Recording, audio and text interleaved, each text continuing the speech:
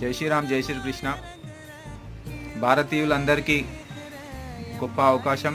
ఈ అవకాశాన్ని వదులుకోవద్దు. లక్షల రూపాయలు ప్రాఫిట్ మనకి.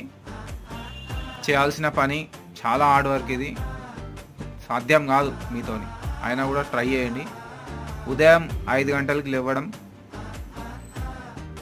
½ లీటర్ వామ్ వాటర్ తాగడం, 5 కిలోమీటర్లు నడవడం.